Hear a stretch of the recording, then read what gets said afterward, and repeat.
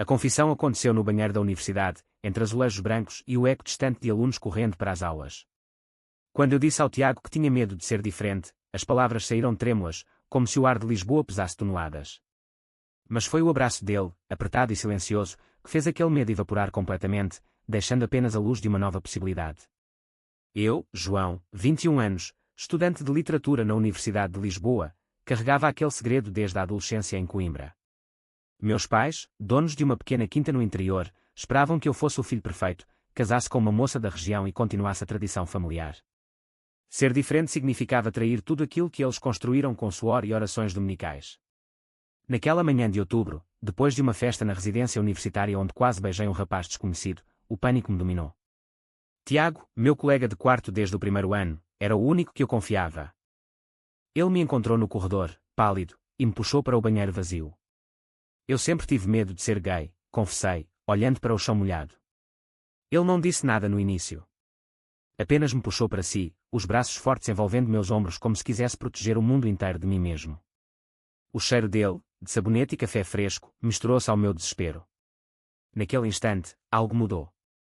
O medo que me acordava à noite, que me fazia recusar convites e fingir interesse por garotas nas redes sociais, simplesmente dissolveu-se.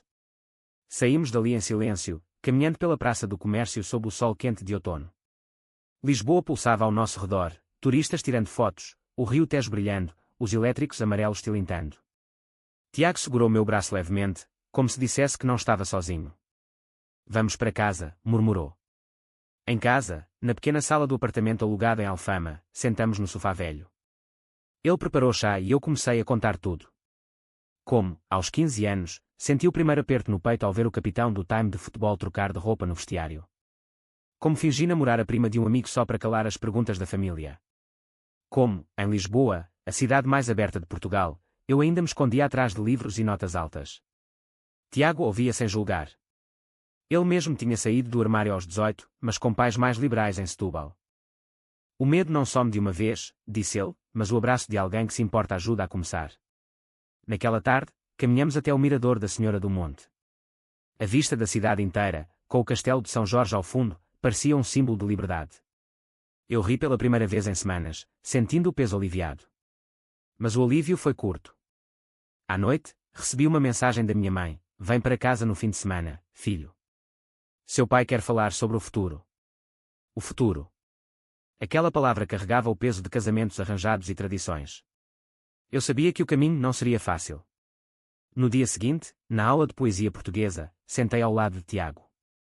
Nossos olhares se cruzaram e, pela primeira vez, não desviei. O professor falava de Fernando Pessoa e da multiplicidade das identidades. Eu sorri internamente. Talvez eu também tivesse várias versões de mim mesmo, e uma delas estava acordando. Após a aula, fomos almoçar num restaurante barato perto da faculdade. Tiago pediu bacalhau e eu, sem fome, brinquei com o garfo.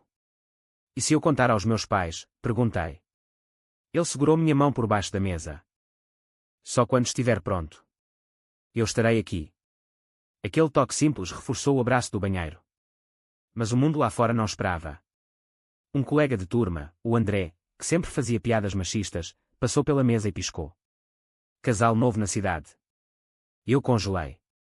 Tiago riu e mudou de assunto, mas o pânico voltou sutilmente. À noite, sozinho no quarto, reli mensagens antigas de ex-namoradas fictícias que criei para enganar a família. O medo de ser diferente não tinha sumido por completo, apenas diminuído. Tiago entrou, viu meu rosto e sentou na cama. Lembra do abraço? Perguntou. Eu assenti.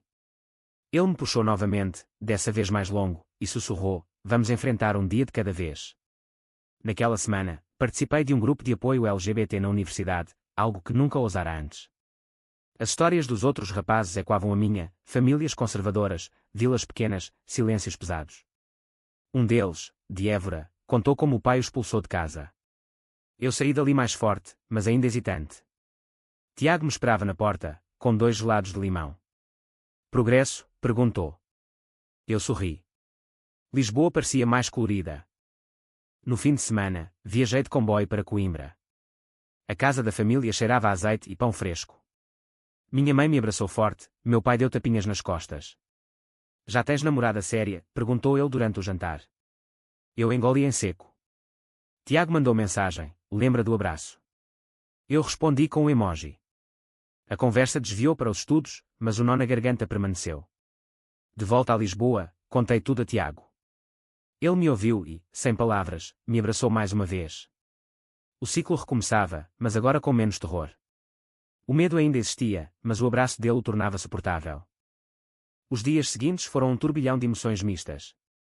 Na universidade, as aulas de literatura ganharam novo significado. Discutíamos Camões e o amor proibido, e eu via reflexos da minha própria história nos versos antigos. Tiago sentava sempre ao meu lado, o joelho tocando o meu por baixo da carteira, um sinal discreto de apoio. Um dia, após uma prova difícil, caminhamos pelo bairro Alto. As ruas estreitas cheias de grafites e bares abertos até tarde pareciam um mundo paralelo ao da minha família em Coimbra. Eu nunca pensei que um abraço pudesse mudar tanto, confessei enquanto bebíamos vinho verde num terraço. Tiago sorriu, os olhos castanhos brilhando sob as luzes. Não foi só o abraço. Foi o momento em que paraste de fugir de ti mesmo. Mas a realidade familiar não dava tréguas. Minha irmã mais nova, Ana, ligou contando que o pai andava perguntando sobre minhas amizades em Lisboa.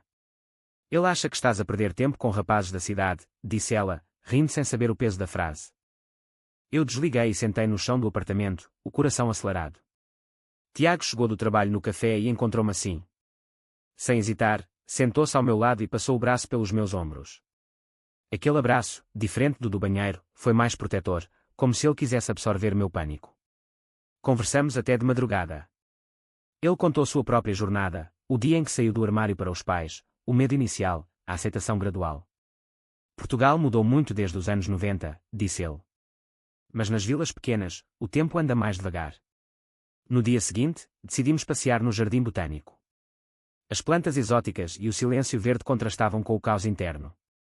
Ali, pela primeira vez, Tiago segurou minha mão abertamente. Ninguém nos olhou estranho, Lisboa era assim, tolerante na superfície. Mas o medo interno ainda sussurrava. Um mal-entendido surgiu quando um amigo comum, o Pedro, viu-nos juntos e comentou numa festa: vocês dois estão sempre colados. Alguma coisa aí. Tiago riu, eu curei. Pedro não insistiu, mas o comentário plantou uma semente de dúvida. E se alguém contasse à minha família? A semana seguinte trouxe o primeiro conflito real. Meu pai veio a Lisboa para uma reunião de negócios e insistiu em jantar. No restaurante perto do Rossio, ele falou de herdar a quinta, de netos, de vida normal. Eu respondi com evasivas, o suor frio escorrendo. Tiago esperava-me fora, no café em frente. Quando saí, corri para ele e enterrei o rosto no seu peito. O abraço foi imediato, quente, reconfortante. Ele não sabe, murmurei.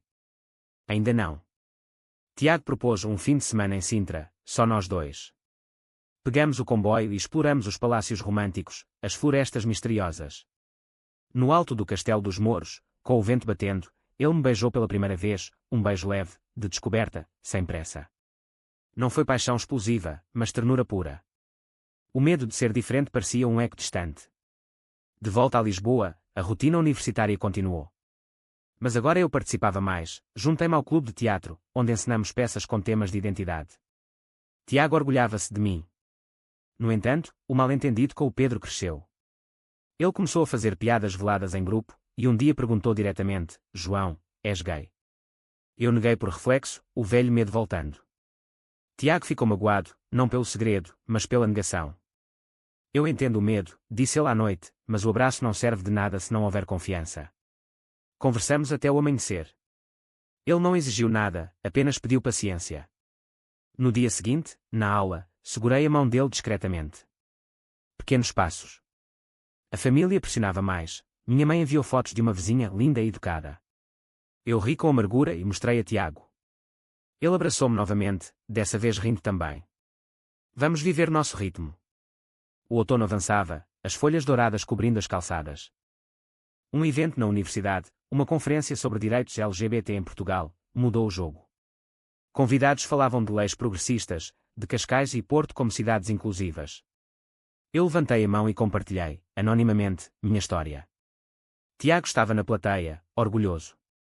Depois, no corredor, o abraço foi público, breve, mas cheio de significado. O medo diminuía, mas não desaparecia. Um dia, o André, o colega machista, aproximou-se no bar da faculdade. Vi vocês dois no jardim. Não julgo, mas cuidado com os velhos costumes. A ameaça velada me gelou. Tiago confrontou-o calmamente, e o incidente passou. Mas plantou insegurança. À noite, no apartamento, Tiago cozinhou arroz de pato e conversamos sobre o futuro. Eu não quero que percas a família por minha causa, disse ele. Eu respondi que a família verdadeira era a que me abraçava agora. O abraço daquela noite selou a promessa. Lisboa dormia lá fora, o Tejo refletindo as luzes. Meu medo de ser diferente transformava-se lentamente em orgulho discreto. O inverno chegou a Lisboa com chuva fina e ventos frios do Atlântico. As ruas molhadas refletiam as luzes natalinas, mas meu coração ainda carregava sombras. O mal-entendido com o Pedro evoluiu para algo pior. Ele, sem maldade, comentou numa conversa de grupo de WhatsApp que me vira muito próximo do Tiago. A mensagem chegou à minha irmã Ana por acaso, através de amigos comuns. O telefone tocou à meia-noite. João, o que está acontecendo? O pai viu a mensagem e está furioso. Meu mundo desabou. Tiago, acordado ao meu lado no sofá, leu a mensagem e abraçou-me imediatamente. Vamos resolver juntos. No dia seguinte, viajei para Coimbra sob chuva torrencial. Meu pai esperava na estação, o rosto fechado. Em casa, a conversa foi dura. Filho, isso não é normal. Tu foste criado para ser homem. Palavras antigas, cheias de preconceito rural. Eu defendi-me com frases ensaiadas, falando de amor e identidade, mas ele não ouvia. Minha mãe chorava em silêncio. Voltei a Lisboa destruído. Tiago esperava-me na estação do Oriente, com um café quente. O abraço no meio da multidão foi o único consolo. Eles precisam de tempo, disse ele. Mas o tempo trouxe mais crises. Na universidade, o André espalhou boatos sutis, e alguns colegas começaram a evitar-me. Um professor, solidário, chamou-me para conversar e contou sua própria história de aceitação nos anos 80. Portugal mudou, mas as pessoas mudam mais devagar. Aquilo deu força. Tiago e eu decidimos fazer uma viagem curta a Porto, para respirar.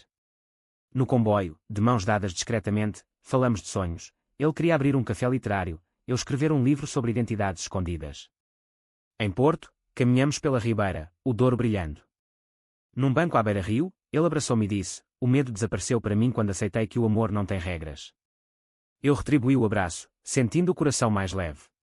De volta, um novo conflito. Minha família anunciou uma visita a Lisboa. Eles queriam conhecer meus amigos. Tiago preparou o apartamento, mas o nervosismo era palpável. No jantar, meu pai observava tudo. Quando Tiago e eu trocamos um olhar cúmplice, ele perguntou diretamente: vocês são mais que amigos? O silêncio foi ensurdecedor. Eu hesitei. Tiago segurou minha mão sobre a mesa. Sim, somos. Meu pai levantou-se, furioso, e saiu. Minha mãe ficou, lágrimas nos olhos, mas não gritou. Depois, sozinhos, Tiago e eu nos abraçamos longamente. O medo voltou com força, mas o abraço o conteve. Dias depois, minha irmã ligou. O pai estava arrependido, mas precisava de tempo. Eu comecei a escrever um diário, registrando cada emoção. Tiago lia trechos e comentava. A amizade dele evoluiu para amor maduro, conversas profundas, apoio em provas, pequenos gestos como deixar bilhetes na mesa. Mas o sacrifício veio. Tiago recusou uma oferta de emprego em Londres para ficar comigo. Não troco nossa história por nada, disse. O abraço após essa decisão foi diferente, de gratidão mútua. O inverno passava, e com ele, camadas de medo. Um dia, no mercado da Ribeira, compramos peixe fresco e cozinhamos juntos. Rimos das minhas tentativas falhadas. À noite, deitados, ele sussurrou: o abraço inicial foi o começo. Agora somos nós contra o mundo. Mas o mundo contra-atacou. Um primo distante viu fotos nossas numa rede social e contou à família. Nova ligação furiosa do pai. Eu decidi confrontar, marquei uma videochamada. Tiago sentou ao meu lado, mão na minha. Pai, eu sou gay. E amo Tiago. O silêncio do outro lado foi longo. Ele desligou sem dizer mais. O choro veio, mas Tiago abraçou-me até passar. No dia seguinte, voltamos à rotina, aulas, café, caminhadas pelo Chiado. O medo de ser diferente agora era uma cicatriz, não uma ferida aberta. Lisboa, com suas colinas e luzes, parecia aliada. A primavera trouxe flores nas varandas de Alfama e um novo capítulo de tensão. Meu pai parou de ligar, mas minha mãe enviava mensagens curtas, cheias de preocupação velada. Cuida-te, filho. Tiago e eu enfrentávamos o boato na faculdade, o André fora confrontado por um grupo de alunos e parou com as piadas, mas o dano estava feito. Alguns amigos afastaram-se, outros aproximaram-se com apoio. Um deles, a Maria, do curso de Psicologia, organizou uma reunião informal de apoio. Ali, contei minha história completa, do banheiro da universidade ao abraço que mudou tudo. Tiago segurou minha mão o tempo todo. O grupo aplaudiu, e pela primeira vez senti pertencimento. Mas o sacrifício familiar pesava. Decidi visitar Coimbra sozinho. Meu pai abriu a porta com o rosto cansado. Conversamos no quintal, entre oliveiras. Eu não entendo, João, mas não quero perder-te. Não foi aceitação plena, mas uma fresta. Voltei a Lisboa com esperança. Tiago preparou um jantar especial, bacalhau à Brás e vinho do Alentejo. O abraço após o brinde foi de celebração. No entanto, um novo conflito surgiu. Tiago recebeu uma proposta de estágio em Coimbra, perto da minha família. Aceitar significava mudar, arriscar exposição. Não vou se tu não quiseres, disse ele. Eu insisti que fosse, era o sonho dele. A separação temporária destou-nos. Nos fins de semana, eu ia de comboio.